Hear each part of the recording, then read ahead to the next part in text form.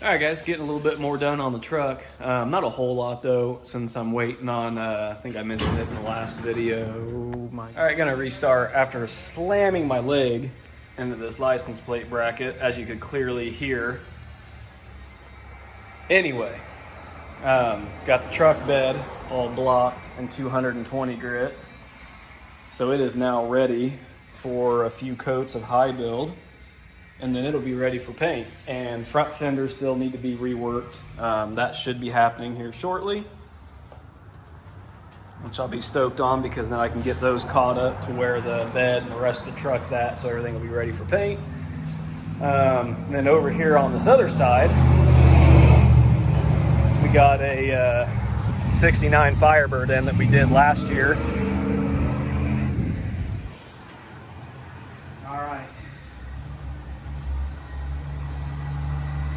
Oh, nice. Yeah, this car's been out in the sun, so the clear coat's been curing, so he's in for, yeah, definitely hard. It's in getting some suspension work. And so we've let this cure for a year now. As you can see, the reflection's kind of dull. And then here we go to the section that we have redone. So much better. As you can see, there's some wet sanding on that quarter, and got the leaf springs out and replacing a bunch of stuff back here because people had some cob job bolts and nuts in it. So then after that, we'll be going up front, replacing ball joints and doing some springs and shocks on the front.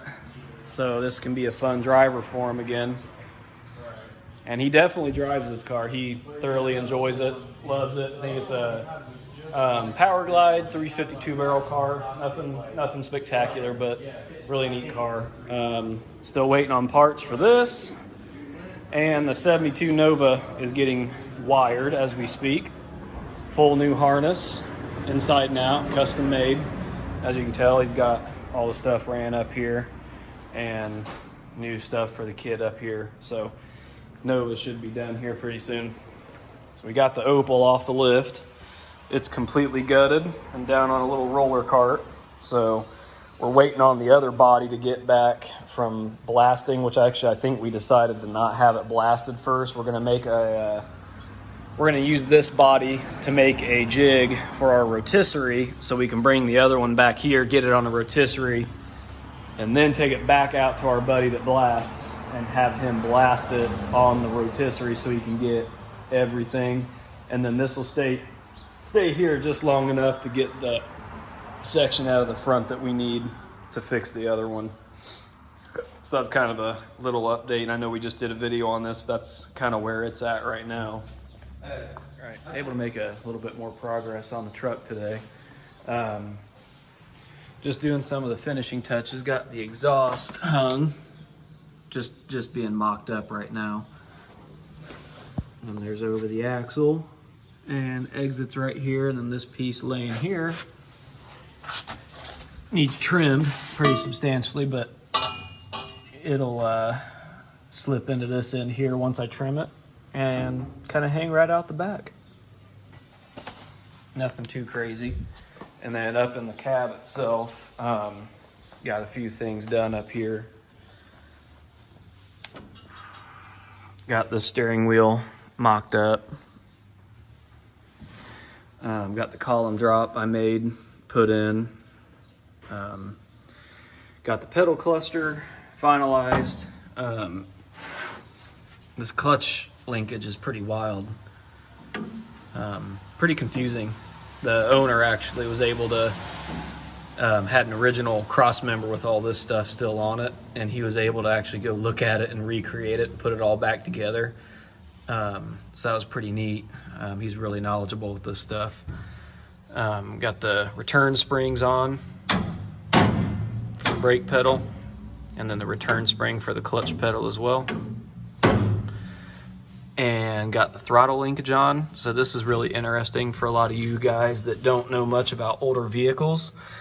Here's your throttle lever. This comes through the floor and your pedal actually attaches to it, so you can see it working there.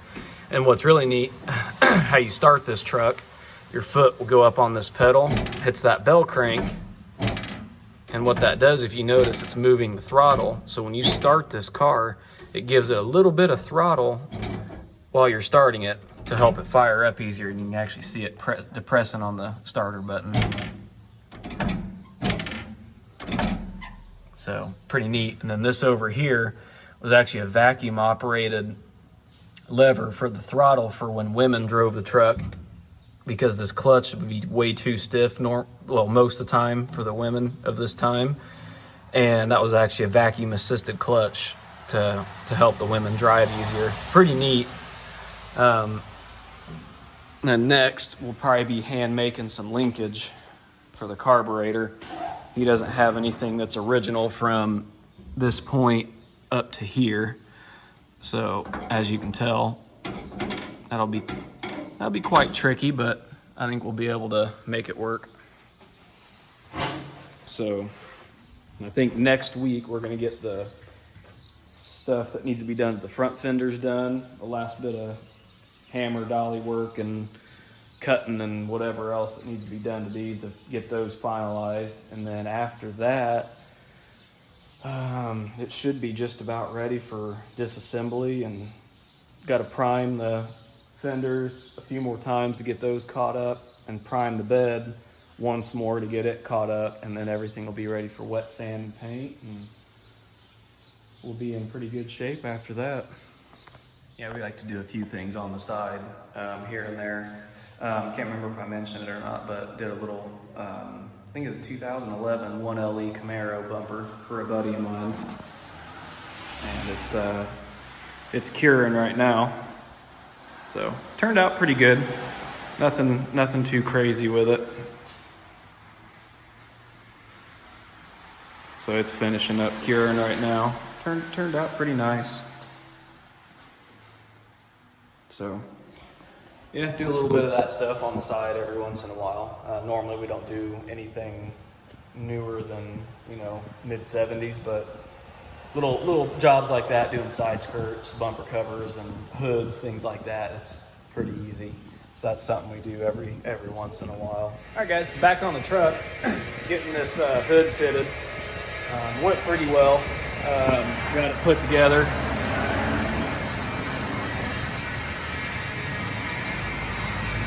So as you can tell, this is a 4-piece hood, and these things aren't the most, I don't know, they're pretty awkward to use.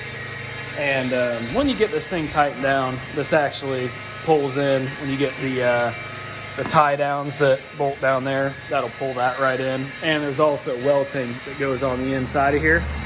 But everything works really nice. We got the rods back in it for mock-up, so as you can see.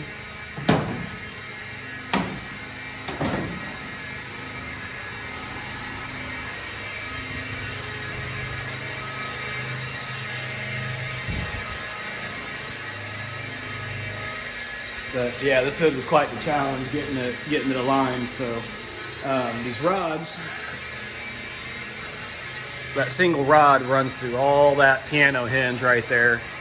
So Grade and I got the drill out, and he had the idea of actually putting the drill onto that rod, and we actually just spun it and sent it right through there. It worked out perfect. So we got that thing all put together, and I just finished up aligning it. And then here's the prop rods. I think I mentioned these in the other video, but got those tightened back down because I got the alignment pretty much where I want it.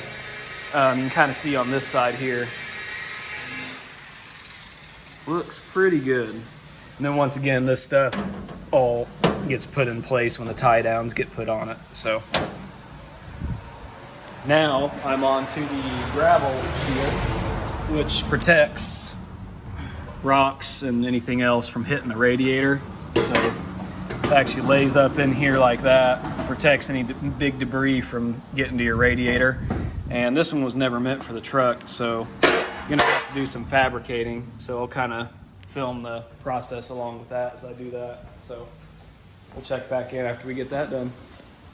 So I think what I'm gonna do with this rock guard is hold this thing in place.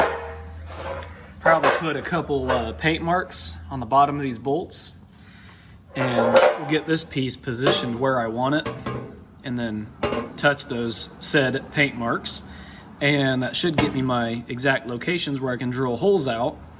And then once I can get this piece bolted in place, I will be able then to come up front and use a marker, trace the front of that, cut it out to where it follows the contour of this grill shell, and then I should be able to modify this front tab to work in this hole there, as well as extend these tabs to bolt up to the inner fender, or inner fender / grill mount location. So we'll see how this works.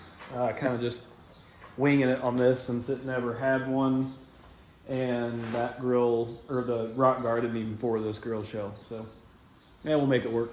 All right, got the thing fitted. Didn't take much modification, but there it is in there. So I'll probably make a little plug for that hole you guys see right in there. Make a little plug for that. Basically how I did this was those little paint markings I did. Got my holes drilled for it. And then if you look, I took this tab that was hanging off the end. And then what I'll get up under here, well, I'll have this piece out, but I'll basically shorten this and modify it to where we can actually bolt it through that hole and then make it connect again. Should be pretty simple. Put this little thing in the metal brake and bend it the way I want it and clean it up, weld it back on, and we will have a fastened gravel guard. And I'm not sure, these are pretty close. Not sure if we'll have to really extend these up to bolt or not. We'll see. If I do end up going that route, I'll film it and kind of show you guys what I did. All right, guys, got that rock guard finished. There it is, all bolted in place. Factory spacers on there. Got it bolted up through this little hole here, which we'll use a prettier bolt for final assembly. But yeah, should protect anything from trying to skip up underneath the truck and get up into the radiator. So super solid. Pretty stoked. Looks pretty good with the truck too. Almost looks factory. I mean, I'll take it. But starting to look like a complete truck.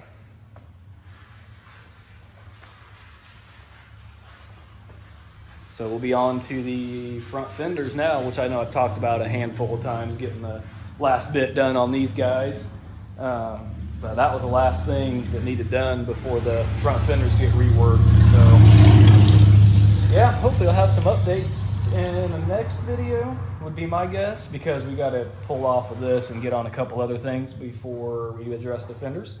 So hopefully be addressing the fenders into this week or sometime next week. All right, guys, this car I'm about to show you up on this picture is a good friend of ours, which I will mention probably in the next clip you see.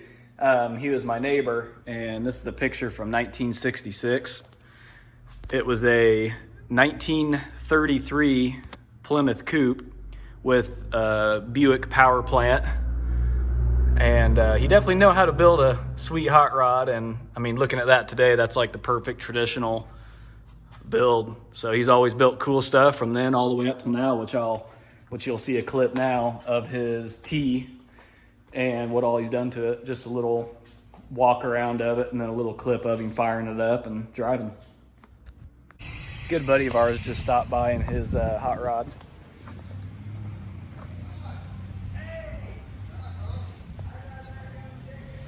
.392 Hemi,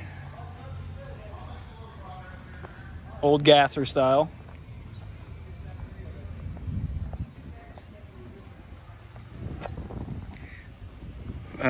Old sideways telescoping tilt column that he put in it.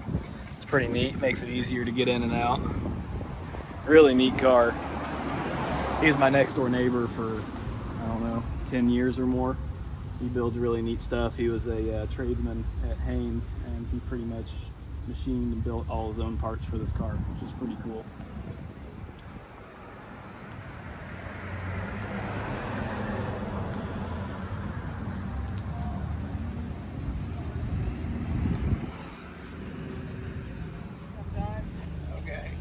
Want us to fix that steering wheel for you? Is the torch still out? Yeah. Yeah, we could probably cut it and We'll heat it up, bend it over. I was thinking about spot welding it. there you go.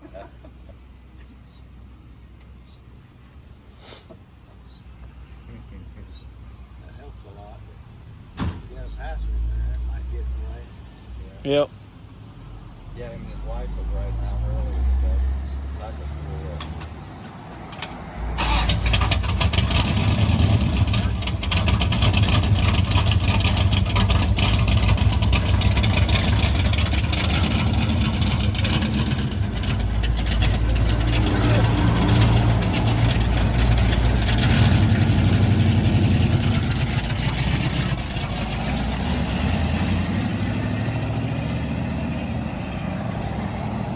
No, it's nothing special, but I think this is the first time I've seen this truck outside in over a year.